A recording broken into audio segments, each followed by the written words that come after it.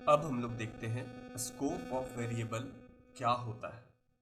ठीक है, तो उसको दिखाने से पहले मैं आपको समझाने से पहले कि क्या है, मैं एक काम करता हूँ, एक फंक्शन बनाता हूँ। आपको यहाँ पे फंक्शन बनाया और इसका नाम रख देते हैं हेलो।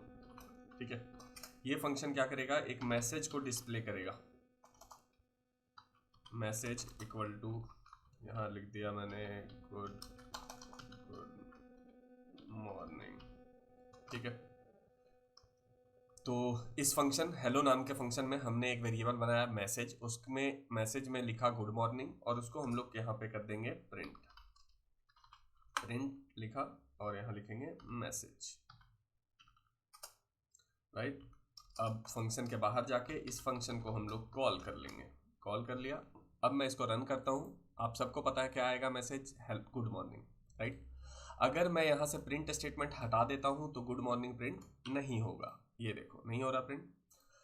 अब ये वाला जो वेरिएबल है जो इस फंक्शन के अंदर हेलो नाम का फंक्शन अभी हमने बनाया, ये देखो ये हेलो नाम का फंक्शन है, इसके अंदर हमने एक वेरिएबल बनाया मैसेज नाम का।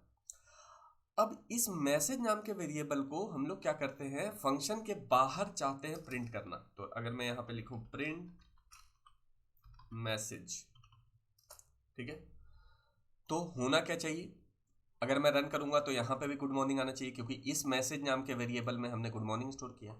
मैं इसको रन करता हूं, यहां पे कुछ भी प्रिंट नहीं हो रहा है। ये सॉरी, अभी एरर आएगा। ये देखो मैंने उसको सेलेक्ट कर दिया था। देखो जब मैंने इसको ऐसे सेलेक्ट करके रन किया तो सिर्फ ये लाइन रन हो रहा है, इसलिए कोई एरर नहीं आया था। तो जब भी आप लोगों का ऐसा हो, कुछ भी सेलेक्ट मत किया करो वीएस कोड में। आप जब ऑटो रन करते हो तो ठीक है, आप क्या करो कि यहाँ पे डायरेक्ट किसी भी चीज को सेलेक्ट मत करो। अब रन करो, अब देखो एरर आएगा। एरर क्या आ रहा है, पढ़ो।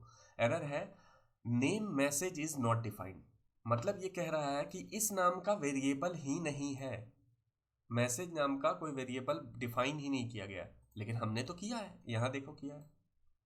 तो यहां प्रॉब्लम यह है कि जब भी आप किसी वेरिएबल को किसी फंक्शन के अंदर डिफाइन करते हो, जैसे हमने यहां पे मैसेज किया है एक फंक्शन के अंदर डिफाइन किया है, तो ये उस फंक्शन के बाहर वो वेरिएबल एक्सेस नहीं होगा। इसी को बोलते हैं स्कोप ऑफ वेरिएबल। मतलब स्कोप ऑफ वेरिएबल का मतलब क्या है कि ये वेरिएबल का कहां तक स्कोप है, ये कहां तक इसको यूज कर सकते हैं। तो इस वेरिएबल को हम लोग सिर्फ और सिर्फ हेलो नाम के फंक्शन तक यूज कर सकते हैं, उसके बाहर यूज नहीं कर पाएंगे। ठीक है, तो इस वेरिएबल को हम लोग क्या बोलते हैं, लोकल वेरिएबल। लोकल वेरिएबल मतलब कि ये सिर्फ हेलो फंक्शन के लोकल में ही काम करेगा, हेलो फंक्शन के बाहर काम नहीं करेगा। ये लोकल वेरिएबल सिर्फ अपने फंक्शन तक ही रहेगा। लेकिन अगर मैं एक जो वेरिएबल यहां पे डिफाइन करता हूं, मान लो यहां पे डिफाइन करता हूं नम, नम इक्वल टू 1, तो ये जो नम इक्वल टू 1 है वेरिएबल, ये क्या है, ग्लोबल है, ये हर जगह एक्सेस किया जा सकता है। अगर मैं चाहूं तो इसको यहां पे प्रिंट कर सकता हूं, प्रिंट नम। मैं अभी इस मैसेज को हटा देता हूं यहां से। अब हम लोग रन करेंगे इसको। अब देखो यहाँ पे 1 प्रिंट हो रहा है, 1 प्रिंट हो रहा है।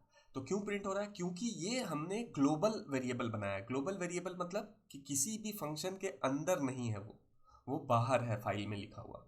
तो यहाँ देखो ये जो नम नाम का वेरिएबल है वो किसी फंक्शन के अंदर नहीं है, तो वो हर जगह इस फाइल में हर जगह एक्सेस किया जा सकता है।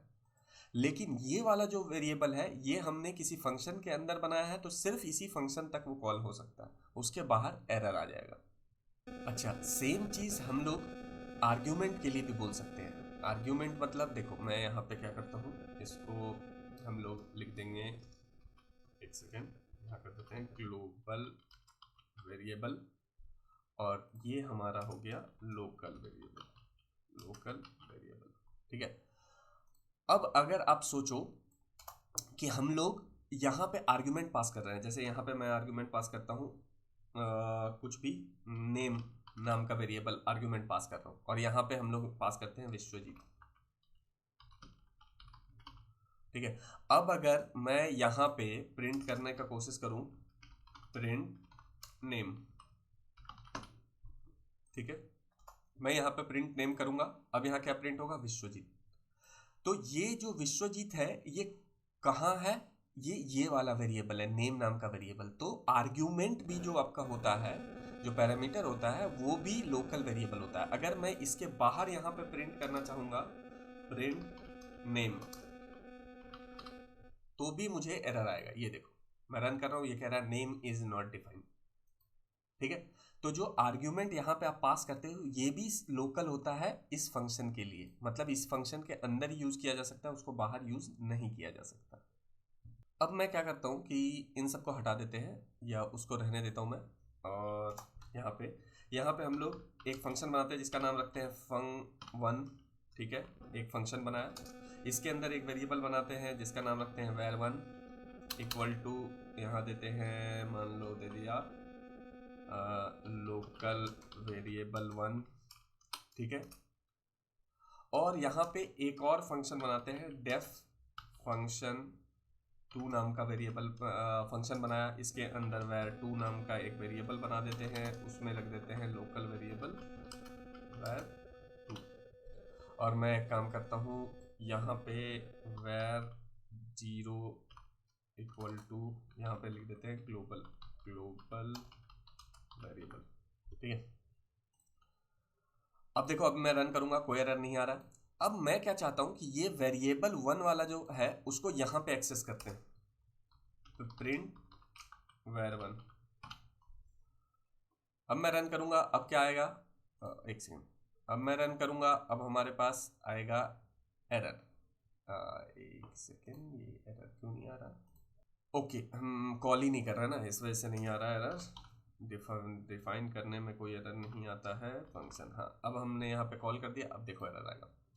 ये देखो ये कह रहा है var1 डिफाइंड नहीं है, यहाँ देखो नेम एरर आया। तो इससे आपको क्या पता चलता है कि फंक्शन 1 के अंदर जो वेरिएबल हमने बनाया है वो फंक्शन 2 के अंदर हम लोग एक्सेस नहीं कर सकते।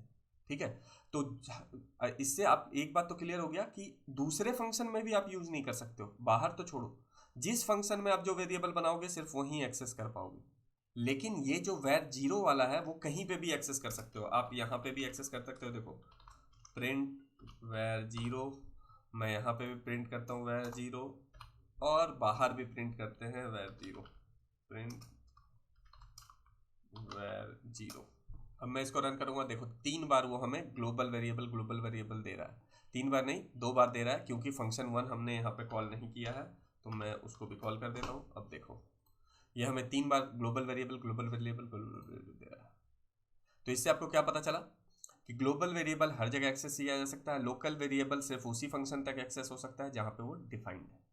अच्छा, अब एक डाउट होगा कि मैं एक काम करता हूँ, पहले इसको हटाता हूँ, एक फंक्शन रखते हैं हम लोग।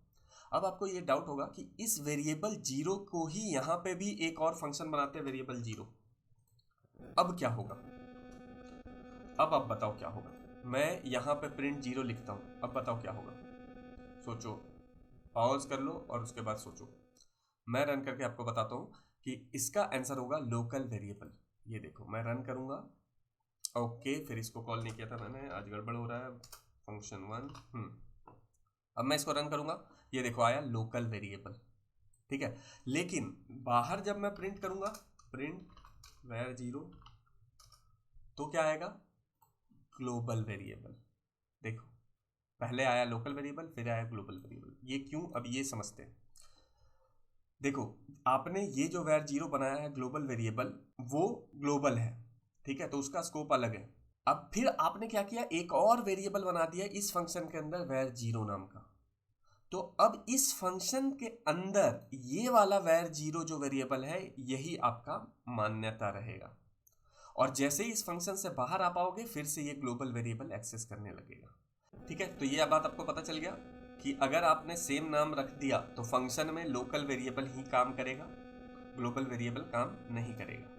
तो ये सब गड़बड़ होने का चांसेस रहता है कि आप सेम नाम रख देते हो ग्लोबल में और लोकल में, और फिर आप कहते हो कि काम क्यों नहीं कर रहा। तो कोशिश हमेशा करो कि लोकल वेरिएबल का नाम अलग रखें ताकि कॉन्फ्लिक्ट ना हो।